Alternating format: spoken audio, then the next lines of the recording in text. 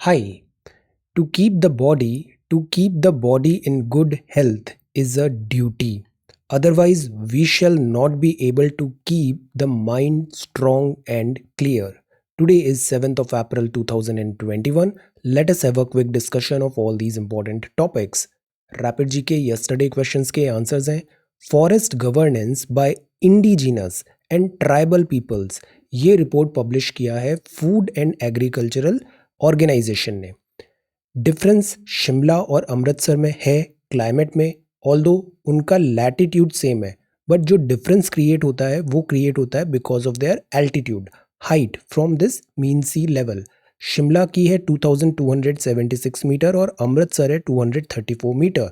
जैसे जैसे हाइट बढ़ती है, हायर एल्टीट्यूड होता है, वैसे ही टेम्परेचर क्लाइमेट जो होता है वो कम होने, ठंडा होने लगता है. अमृत दीवान कप है, ये एसोसिएटेड है बैडमिंटन से. नॉक्टर्नल जू है कांकड़िया जू अहमदाबाद में. छत्तीसगढ़ का है ये पंथी डांस. और नेशनल हेरिटेज एनिमल है elephant. So these are answers of yesterday's questions. आज के सवाल हैं which ministry has release the women and men in India 2020 report. Large hadron collider कहाँ पर, किस स्टेट में लोकेटेड है, किस कंट्री में लोकेटेड है. What charge does neutrino carry on itself, neutrino पे कौन सा चार्ज होता है. Which country has the largest amount of Ramsar sites, और इंडिया में कितनी रामसर साइट्स हैं, ये भी answer. How many Bharat Ratna can be given in 1 year, Bharat Ratna एक साल में कितने मैक्सिमम हम अवॉर्ड कर सकते हैं. And what is this fire ice. एक बुक भी है जॉर्ज आर मार्टिन की, a song of ice and fire, game of thrones, but this is fire ice. So these are some questions for today. आज की vocabulary है vigil. Vigil का मतलब होता है wakefulness, keep a watch, alert, आप वहाँ पे निगरानी रख रहे हैं. हेराल्ड का मतलब है हार्बिंजर, मैसेंजर, इंडिकेटर कि जो कुछ होने वाला है उसका वो यहाँ पे इंडिकेशन दे रहा है. विल्डरनेस, विल्डरनेस का मतलब होता है वो अनकल्टिवेटेड है, अनइनहैबिटेटेड है, इनहॉस्पिटेबल रीजन है जहाँ कोई नहीं रहता है. नेसेंट, इकोनॉमी अभी हमारी नेसेंट ग्रोथ पे है, कमिंग और having recently come into existence. Homage, homage का मतलब होता है स्पेशल ऑनर देना, रेस्पेक्ट देना shown publicly. So these are some vocabulary words. If you come across any other important word, write down that word along with its meaning in the comment section down below. आज के topics हैं no move to vaccinate all adults now. फिलहाल के लिए जो demand आ रही है कि 18 प्लस लोगों को वैक्सीनेशन देना है वो अभी नहीं होगा. 45 प्लस वैक्सीनेशन कंटिन्यू है. This is about socially distant hello. और ये अब रशिया के फॉरेन मिनिस्टर का visit. And this is about vigilance officer. ये हमारे 48th जस्टिस है, chief justice of India. This is about lab on wheels, fits and starts, fits and starts. And this is mayhem in Myanmar editorial. Stamp out the canker thwarting democracy. This is reworking net zero for climate justice. Redefining combatants, nature of war change हो रहा है, ऐसे में redefine करना जरूरी है combatants को. Talk begins to revive nuclear deal, Iran, Jordan prince, Beijing, China, Netanyahu, Israel, Ukraine, NATO. And this is about fire, India में फॉरेस्ट फायर एंड नेपाल में भी. Ministry of agriculture and farmers welfare, Putin, Poshan control. And this is अधिकरण, हिंदी में tribunal. And this is CSET solutions and some questions. So we are going to talk about all these important topics in next about 35 to 40 minute. Our reference material is this The Hindu and this is Indian Express, both are Delhi edition. So see, ये front page है the Hindu का. First जो news है this is about कोविड-19 और lockdown. जैसे दिल्ली की government ने declare किया है नाइट कर्फ्यू लगेगा टिल अप्रैल 30. रीज़न क्या है, कोविड के केसेस बहुत तेज़ी से इंक्रीज़ हो रहे हैं. पीसफुल पोलिंग तमिलनाडु, केरला, पुडुचेरी में, असम एंड बंगाल में हुआ which is a win. 71.79% turnout था तमिलनाडु में, जो बहुत बुरी बात है. It is lowest. टर्नआउट ज़्यादा होना चाहिए, ज़्यादा से ज़्यादा लोगों को बाहर निकल के वोट डालना एसेंशियल है. तमिलनाडु में 71.7 है, केरला में 74 है, पुडुचेरी में 81.88 है. Assam has done really well. See 82.28% turnout है एंड वेस्ट बंगाल का है 77.68%। वोट डालना आपका कॉन्स्टिट्यूशनल राइट है, vote, right to vote. Then this is covid और no move to vaccinate all adults now. Covid related ही ये न्यूज़ है कि अभी कुछ स्टेट्स में ये डिमांड हो रहा था कि जो यंगस्टर्स हैं, यंग एज के लोग हैं, वो भी उतने ही रिस्क में हैं जितना एल्डर्स या फ्रंटलाइन स्टाफ। यंगस्टर्स जो होते हैं they can act as a carrier, वो स्प्रेड कर सकते हैं कोविड-19 को। तो why not we are targeting youngsters as well. WHO का जो प्रोटोकॉल है वो बोलता है कि प्रायोरिटाइज करें एल्डरली को। जो एल्डरली हैं उनको पहले वैक्सीनेशन की ज़रूरत है।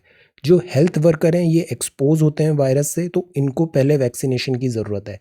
फ्रंट लाइन स्टाफ होते हैं, ये एसेंशियल सर्विसेज को डिलीवर करने के लिए ज़रूरी है, इनको पहले वैक्सीनेशन की ज़रूरत है।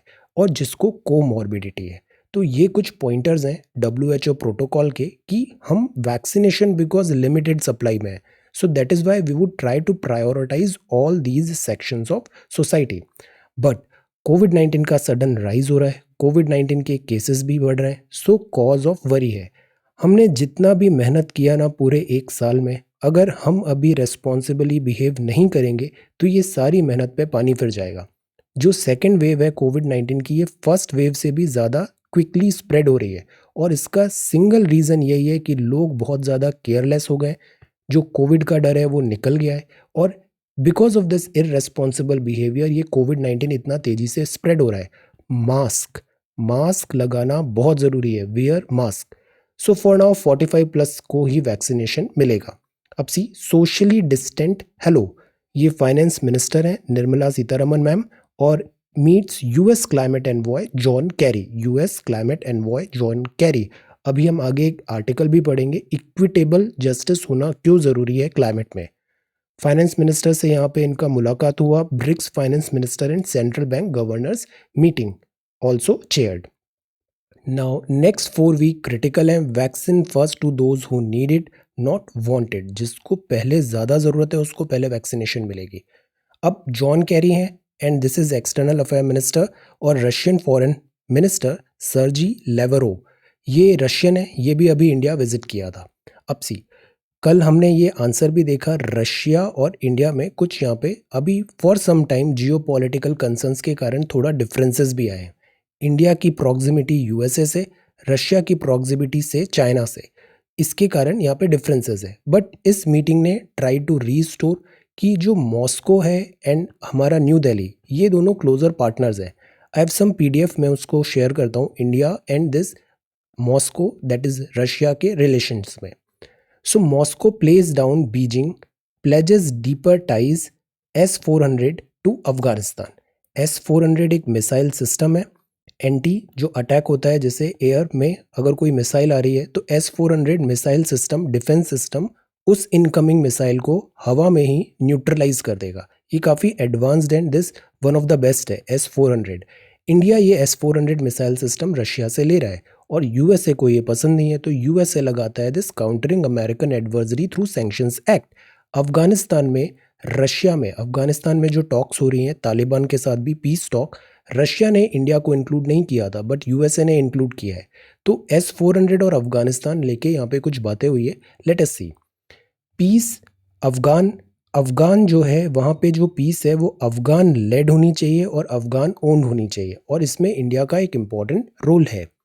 India has been cautious in dealing with Russia over the past year, given its dependence on Moscow for defense supplies. अभी भी जो हमारा मेजर डिफेंस इक्विपमेंट्स हैं, ऑल मेजर डिफेंस इक्विपमेंट्स वो हैं रशियन सोर्स्ड।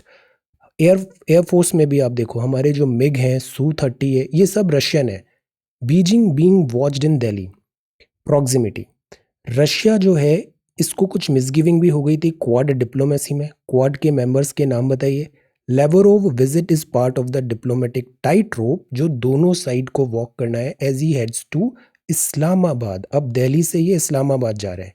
तो this is the thing, international relations में ना layers after layers and layers, बहुत सारी लेयर्स होती है। Nothing is black and white. Her country की अपनी प्रायोरिटी होती है और वो प्रायोरिटी टाइम के अकॉर्डिंगली चेंज भी होती है। दैट इज़ वाई जो इंटरनेशनल रिलेशंस का सब्जेक्ट होता है ना, ये बहुत ज़्यादा फ्लूइड होता है, बहुत ज़्यादा डायनामिक होता है, हर दिन रातों रात यहाँ पे स्टेटमेंट्स चेंज भी होता है। So that is why newspaper is the single most source.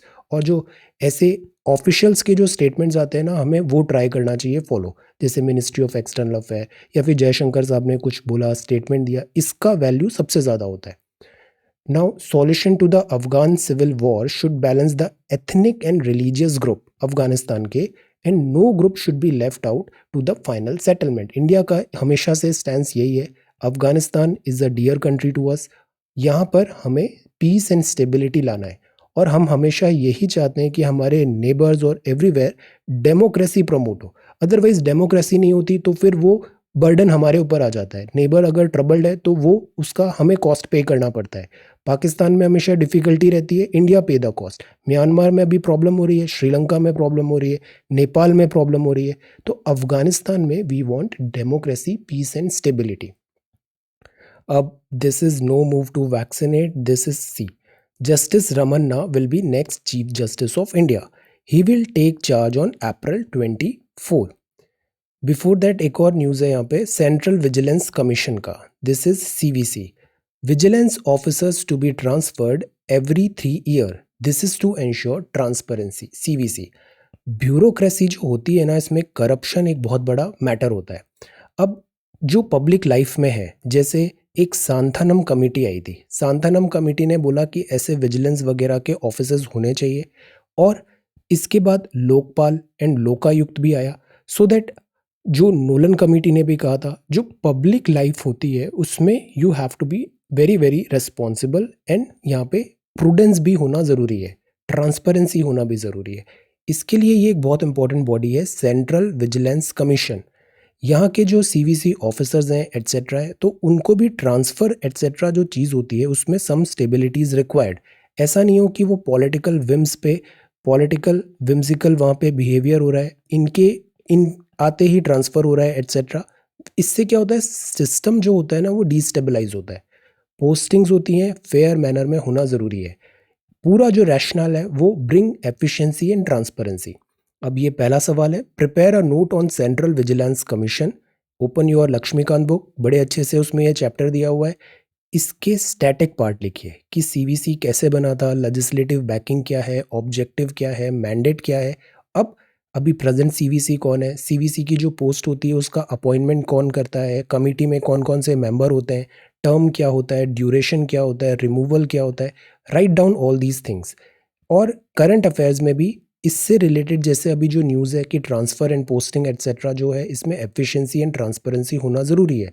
Write down all these things and prepare this note. So this is the first question for today. ये जस्टिस एन वी रमन्ना है, ये 48th chief justice of India होंगे। In exercise of the powers conferred by Clause 2 of Article 1 to 4 of the Constitution, President is pleased to appoint Shri Ramanna, Judge of Supreme Court. President appoint करते हैं letter में, जिसमें sign, seal and sign president, CJI। But CJI का जो नाम होता है वो जाता है by this collegium of supreme court. तो कोलेजियम ने नाम रिकमेंड किया, कुछ दिन पहले हमने ये देखा था, जस्टिस रमन्ना का नाम रिकमेंड किया कोलेजियम ने एज CJI, नेक्स्ट CJI। अब इसका गवर्नमेंट ने अप्रूवल दिया, अब प्रेसिडेंट जो इंडिया के हैं वो इनको ऐसे अपॉइंट करेंगे। CJI होंगे ये with effect from April 24, 2021। So this is justice NV Ramana. जो नेक्स्ट है, so this is the front page of the Hindu, ये फ्रंट पेज है द हिंदू का। नेक्स्ट हम आते हैं सेकंड पेज में, यहाँ है new lab on wheels to teach students science. Science ऐसा सब्जेक्ट है, इनफैक्ट सारे सब्जेक्ट्स ऐसे हैं, इंटरैक्टिव होना ज़रूरी है, प्रैक्टिकल होना ज़रूरी है। इवन सोशोलॉजी में भी हम थ्योरीज पढ़ते हैं, सोशोलॉजी में भी फील्ड विजिट्स होती है, फील्ड ट्रायल्स होते हैं, और वहाँ जाके वो जो थ्योरीज आपने पढ़ा है, चाहे वो सोसाइटी हो या फिर हिस्ट्री के मॉन्यूमेंट्स एट्सेट्रा आप देख रहे हो, या फिर ज्योग्राफी में आप land visit this geography places वगैरह देख रहे हो, डिफरेंट लैंड फॉर्म्स देख रहे हो। विजिट जो होती है दैट इज़ प्रैक्टिकल जो होता है वो बहुत इंपॉर्टेंट है साइंस में। तो दिल्ली की जो गवर्नमेंट है, जैसे कुछ टाइम पहले एक स्पेशल ट्रेन भी चलती थी, I remember sometimes back, science express करके नाम था, मैं यहाँ गया था देखने, साइंस एक्सप्रेस। हर साल 1-2 साल में इसकी नई थीम से ऐसे साइंस एक्सप्रेस आती थी, इकोलॉजी पे, समथिंग डिसीजेस पे, समथिंग लाइक दैट। ऐसे ही एक ये बस है, इस बस को कस्टमाइज़ किया है, इसमें बहुत सारे गैजेट्स एंड इक्विपमेंट्स हैं और ये पूरा रोम करेगी दिल्ली में। और जो स्टूडेंट्स हैं, स्कूल स्टूडेंट्स हैं, उनको ये सारे चीज़ें प्रैक्टिकल डेमोन्स्ट्रेशन इन इंटरैक्टिव वे में दिखाएगी। Education, lecture, tutorials, school students को आउटरीच प्रोग्राम है, मैथ्स, साइंस, एडवांस टेक्नोलॉजी, इन सब में। स्कूल एज में अगर इन सब चीज़ों में इंटरेस्ट डेवलप करते हैं ना, तो फिर आगे चल के वो फिर काफ़ी अच्छा काम करता है। सो it is very important. Lab on wheels, ये फिट्स एंड स्टार्ट्स। अब जैसे ये न्यूज़ टेम्पलेट है, आपको कुछ क्वेश्चन आया कि कुछ सजेशन दीजिए आप कि कैसे हम एजुकेशन में कुछ नया करें, क्या करें। ये अगर एक एक्स्ट्रा पॉइंट आपने कहीं पे मेंशन कर दिया, जैसे गवर्नमेंट ऑफ इंडिया का साइंस एक्सप्रेस ट्रेन होती है, दिल्ली गवर्नमेंट ने ये लैब ऑन व्हील्स निकाला है, you will get some extra marks. This is really good. Fits and starts, fits and starts, ये है editorial. Fits and starts, see fits and starts editorial में India Pakistan must be clear on scope of their nascent engagement if ties are to improve. Nascent, India and Pakistan का जो relation है उसमें बहुत ज़्यादा turmoil रहा है, फ्लक्चुएशंस आते रहते हैं उसमें, अप डाउन्स अप डाउन्स।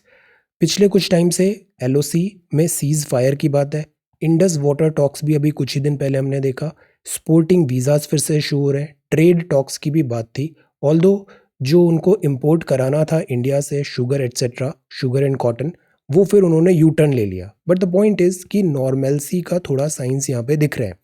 यहाँ की आर्मी, पाकिस्तान की आर्मी बहुत इंपॉर्टेंट होती है इनके लिए, और मेजर डिसीजंस जो होते हैं ना, वो आर्मी की बैकिंग से होते हैं पाकिस्तान में। It's a different kind of army. So fits and starts. Geo economics की बात करें तो regional cooperation is important and prosperity, because these two are neighbours, they are going to be here all the time. So it is important कि यहाँ पर piece, cooperation and prosperity हो, और पाकिस्तान को भी अकाउंटेबिलिटी सेट कराना यहाँ पे ज़रूरी है।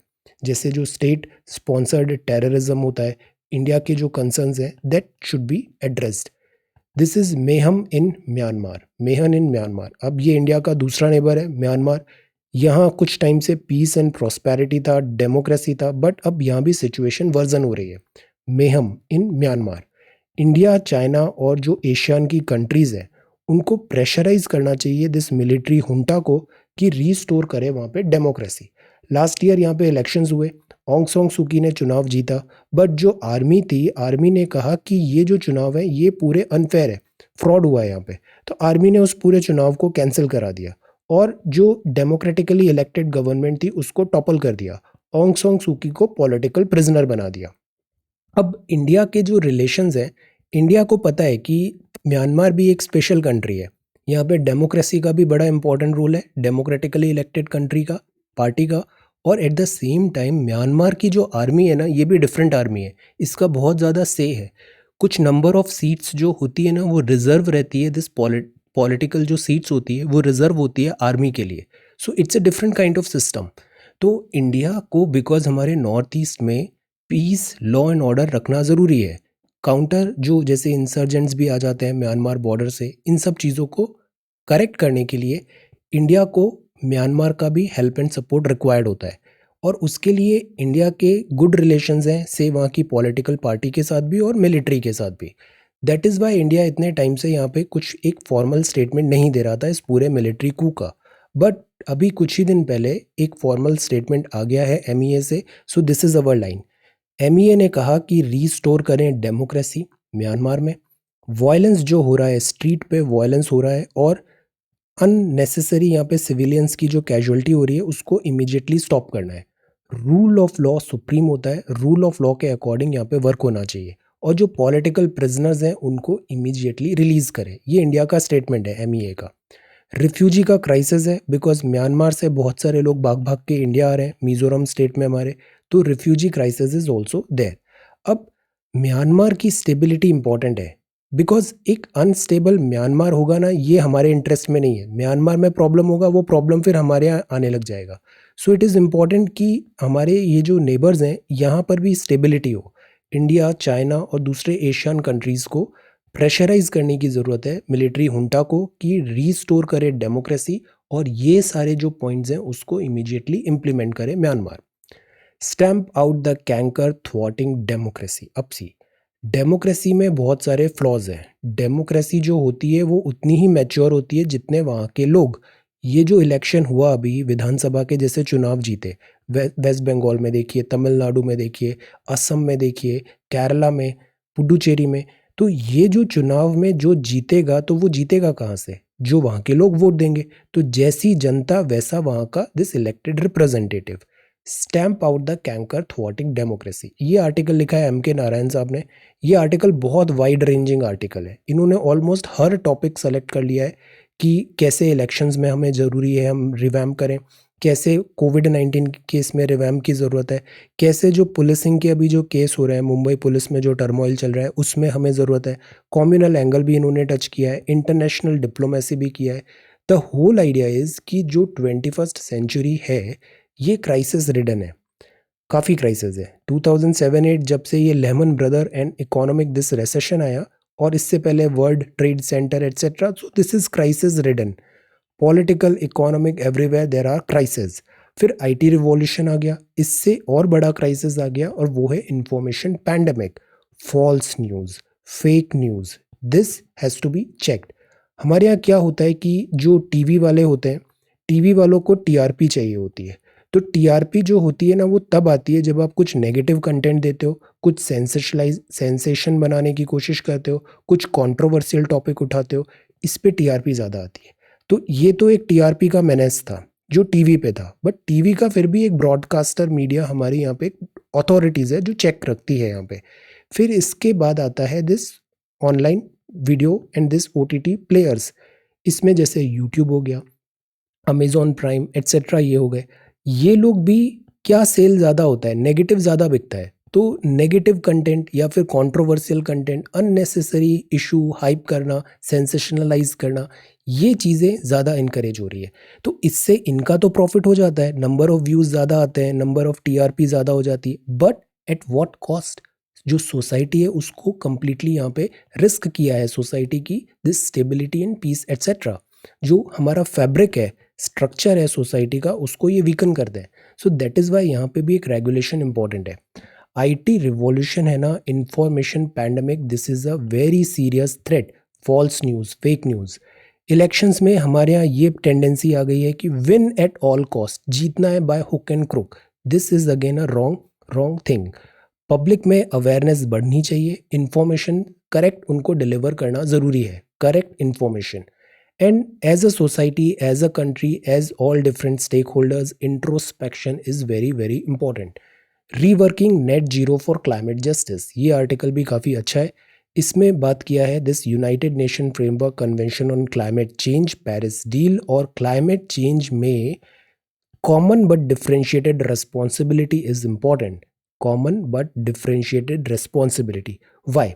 वाई बिकॉज यू नो, एक तरफ है स्वीडन, नॉर्वेजियन कंट्रीज़ हैं, इनकी थोड़ी सी पॉपुलेशन है, इनके पास ज़्यादा पॉपुलेशन है नहीं, और ये ट्रेडिशनली जो थे ये बड़े बड़े कॉलोनियलिस्ट रहे हैं, और इन्होंने एनवायरमेंटल एक्सप्लॉयटेशन भी बहुत किया है। स्वीडन का आप हिस्ट्री उठा के देखो। तो द पॉइंट इज़, उन्होंने अपने टाइम पे एनवायरनमेंट को अच्छे से यूटिलाइज किया, एनवायरनमेंट, रिसोर्सेज का, फॉसिल फ्यूल्स का, एवरीथिंग, और ये बन गए प्रॉस्परस कंट्री। ये आगे हो गए हमसे, काफ़ी आगे हैं ये हमसे। अब ये सरमन्स देते हैं, लेक्चर्स देते हैं, और बोलते हैं कि अब सबकी जिम्मेदारी है कि सब फॉसिल फ्यूल्स यूज़ नहीं करेंगे, नेचुरल रिसोर्सेज यूज़ नहीं करेंगे, रिन्यूएबल की तरफ बढ़ेंगे। They give us lecture like that. But the point is, renewables जो होते हैं इनकी कॉस्ट होती है, और हमारी कंट्री तो अभी इतना पैसा भी नहीं है और इतना डेवलप्ड भी नहीं है। हम, हमारे यहाँ पर कैपिटा इनकम कितनी कम है। तो हम कैसे लोगों को फोर्स कर सकते हैं कि हम अपनी ग्रोथ को कॉम्प्रोमाइज़ करके we start looking for this renewables alternate which are very expensive and not practical at times. So this is reworking net zero for climate justice. So that is why it is not like कि हम climate change के against है, but the point is जो responsibility है ना वो differentiated है। जैसे ग्रीन क्लाइमेट फंड है, तो जो डेवलप्ड है ना वो ज़्यादा पैसा देंगे, उनको ज़्यादा पैसा देना है because they can do it. और जो डेवलपिंग है, अंडर डेवलप्ड है, एशियन, अफ्रीकन कंट्री, इनके ऊपर रिस्पॉन्सिबिलिटी कम होनी चाहिए। 2015 का यूएन जनरल असेंबली में सस्टेनेबल डेवलपमेंट गोल एजेंडा आया 2030।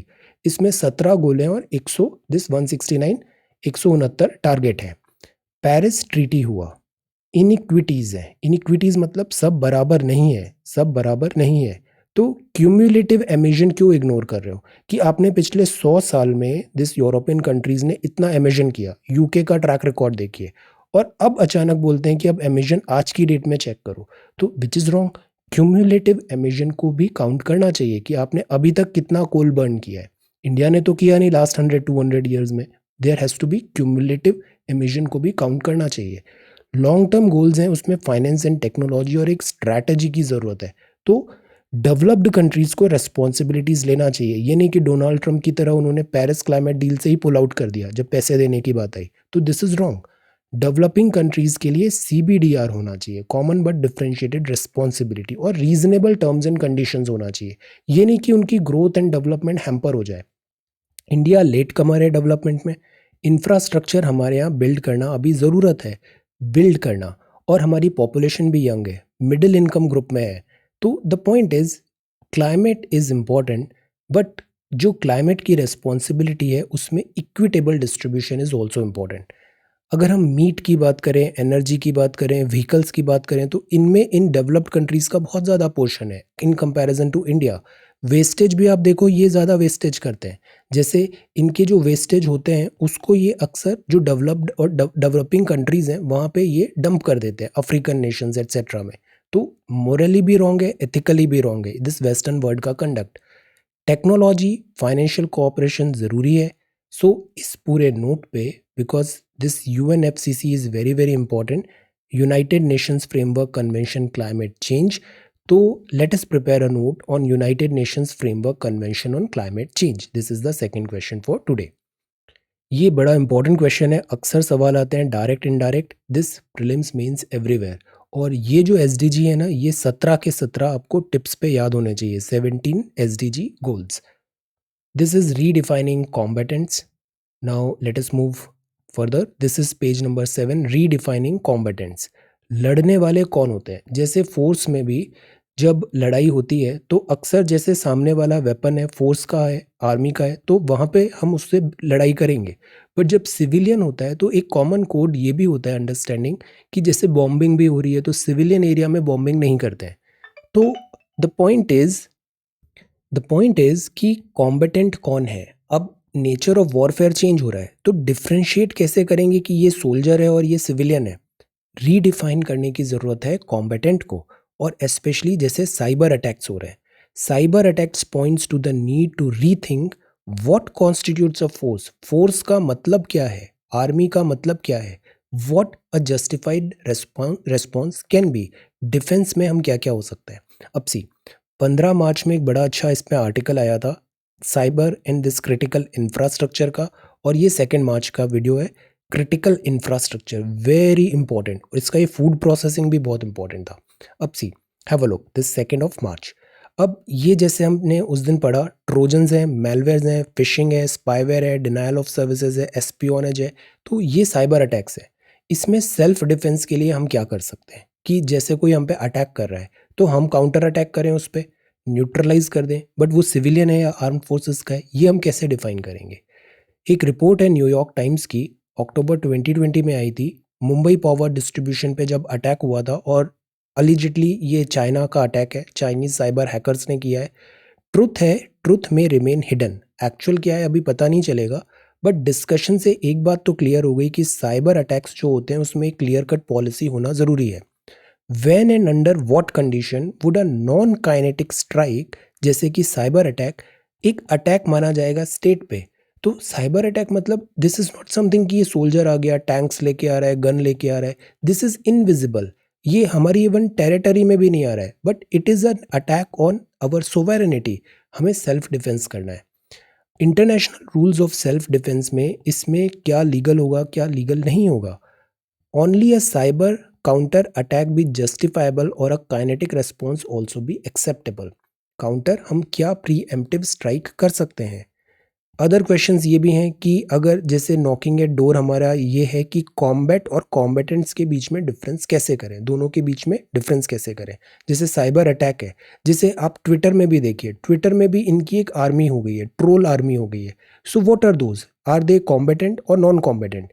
ट्रोल आर्मी मतलब वो कोई भी सिविलियन हो सकता है, किसी भी कोने पे बैठा है, वो अपने कंप्यूटर, लैपटॉप, मोबाइल से एक ट्वीट्स एंड दिस स्टॉर्म लेके आ रहा है और अटैक हो रहा है।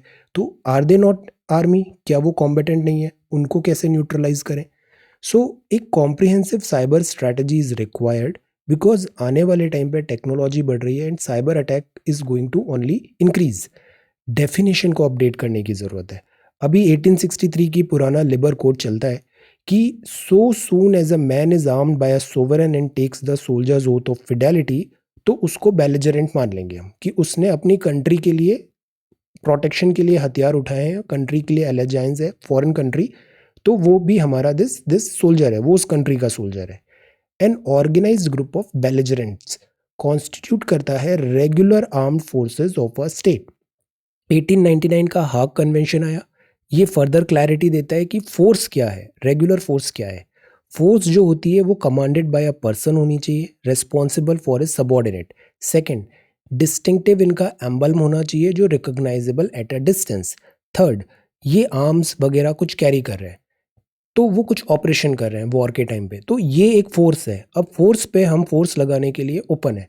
बट ये डेफिनेशन 1899 की है, 1863 की है। आज की जो सोल्जर्स हैं, फोर्सेस हैं, वो ऐसे हथियार नहीं उठाए, वो ऐसे यहाँ पे इनकर्जन भी नहीं कर रहे हैं, वो they are sitting somewhere in a remote area.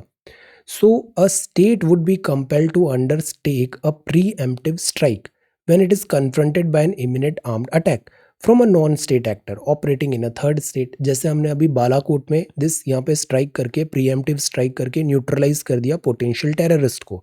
Similarly अगर कोई साइबर अटैक से ऐसे डिफरेंट डिफरेंट है, उनको हम प्रीएम्प्टिव स्ट्राइक कैसे करेंगे? तो ये जो पूरा टॉपिक है ना, ये बड़ा कॉम्प्लिकेटेड है, but this is very important. International guidelines होना ज़रूरी है। जैसे मुंबई में अभी हमारा दिस साइबर अटैक जो हुआ था, इस टाइप पावर आउटेज हो गया था, ग्रिड्स जो नेशनल क्रिटिकल इंफ्रास्ट्रक्चर है वो फेल हो रहा था, इसको कैसे डिफेंड करें? This is the next big thing. इस पे हमें बहुत ज़्यादा अटेंशन एंड फोकस करने की ज़रूरत है। वॉरफेयर भी जो है ना, नेचर चेंज हो रहा है, हमें अपनी आर्मी को अपग्रेड करने की ज़रूरत है। Redefining combatant. Then this is Bengal, fatalities on the rise, not at all good. This is case Hackles, rise हो रहा है। This is sleek, stylish and sporty. This is new BMW series. Skoda, Honda की CBR 650R आ रही है। Volkswagen Taycan reveal होने वाली है। This is an electric vehicle. Nexon EV is really good. Then this is road less traveled और real and unreal into the wilderness। Call your grand parents. Elderly होते हैं ना, इनको सबसे बड़ी जो प्रॉब्लम होती है वो तीन प्रॉब्लम होती है। एक प्रॉब्लम तो होती है लोनलीनेस, दूसरी प्रॉब्लम होती है कि जो हेल्थ है, बॉडी है, वो अब इनका प्राइम नहीं है, so this is also one thing. Third problem होती है कि loneliness, health and prime and this financial भी डिफिकल्टीज आती है। Call your this grand parents. Then this is talk begins to revive Iran nuclear deal. Iran ने बोला अभी हम डायरेक्ट यूएस से बात नहीं करेंगे, पहले यूरोप और जो दूसरे कंट्रीज हैं इनसे बात करते हैं, कुछ कंस्ट्रक्टिव होगा तो यूएस से बात करेंगे। But the point is, nuclear deal जो ईरान की है उसको रिवाइव करने की बात है। ये जो जॉर्डन में अभी कू टाइप सिचुएशन भी थी, पैलेस रो था, ये ब्रदर्स हैं, और ये दिस यहाँ पे कौन रूल करेगा इस बात पे यहाँ पे बात था। तो Jordan's prince pledges loyalty to king. ये जो जॉर्डन के जो किंग है ना, ये डायरेक्ट डिसेंडेंट माने जाते हैं प्रॉफिट के, कुछ 41st 42nd दिस रैंक के दिस डिसेंडेंट है ये। So this is Jordan's prince pledges loyalty to king. And this is Beijing holds aircraft carrier drills near Taiwan, don't team up. China ने caution किया Japan को, Biden और Suga का meet है अभी, डोंट टीम अप। चाइना को थोड़ा यहाँ पे थ्रेटन लग रहा है। नेतन्याहू इजराइल में डेमोक्रेसी अगेंस्ट सवाल उठ रहा है, रिजल्ट्स आते ही नहीं है, ये शायद फोर्थ इलेक्शन था उनका, बट अभी भी क्लियर कट मेजोरिटी किसी को नहीं मिला। Ukraine urges NATO to speed up membership. Ukraine का क्राइसिस हुआ था रशिया के साथ, दिस क्रीमिया, यूक्रेन तब से ज़्यादा टिल्ट होने लग गया यूरोप में। यूक्रेन पहले दिस यूएसएसआर का पार्ट था, अब यूक्रेन चाहता है नाटो में भी मिलना, और वो चाहता है ये प्रोसेस जल्दी कंप्लीट हो। नाटो में ये स्पेशलिटी होती है कि नाटो के किसी एक मेंबर पे अटैक हुआ ना, तो वो समझा जाएगा कि पूरे ग्रुप पे अटैक हुआ है, और पूरा ग्रुप फिर नाटो का वहाँ पे उसको डिफेंड करेगा। North Atlantic treaty organisation. This is wild fires rage across Nepal. कल आई शेयर्ड सम वीडियोस, काफ़ी अच्छे हैं ये राज्यसभा टीवी के जो डिस्कशन होते हैं। ये बहुत मैच्योर टॉक्स होती है। मैच्योर टॉक्स मतलब ये वो बातें हैं जो आप एक्चुअल में आंसर में लिख सकते हो, इंटरव्यू में बोल सकते हो, और ये सब्जेक्ट एक्सपर्ट्स भी होते हैं। So keep a tab. Wild fires rage across Nepal. India growth outlook at 12.5% faces severe risk. NABARD का बैलेंस शीट ग्रू 24%। Scheme boost health infra spend. अभी ये जो डेटा आ रहा है ना, ये भी बहुत वोलेटाइल है। अभी लॉकडाउन की क्या सिचुएशन है, लॉकडाउन लग गया तो ये सारा डेटा जंक हो जाएगा। Then this is government schemes boost health infra spread. और ये आईपीएल स्टार्ट हो रहे हैं, capital, and this is IPL and this is sports, Barcelona, this is sports. So this is the Hindu. Let us have a look at Indian Express. Next 4 week critical हैं। Vaccine पहले उनको देंगे जिनको सबसे ज़्यादा ज़रूरत है, प्रायोरिटी बेसिस पे। दिस इज क्यूइंग अप है। गुवाहाटी में वोटिंग परसेंटेज अच्छा हुआ। Moscow Beijing pledges deeper ties. Interlocutor Maoist, इस पे हम कुछ दिन बाद बात करेंगे। Then this is water biennial 2021-22। जैसे हरियाणा की ये कुछ स्कीम्स हैं, मेरा पानी मेरी विरासत। बिकॉज हरियाणा पंजाब में सीवियर शॉर्टेज हो रहा है ग्राउंड वाटर का। मेरा पानी मेरी विरासत, ये मेवात फीडर कैनाल है, और ये माइक्रो इरिगेशन प्रोजेक्ट है। ये फेवरेट टॉपिक है यूपीएससी का, माइक्रो इरिगेशन। हर साल एक सवाल आ जाता है, माइक्रो इरिगेशन प्रोजेक्ट्स।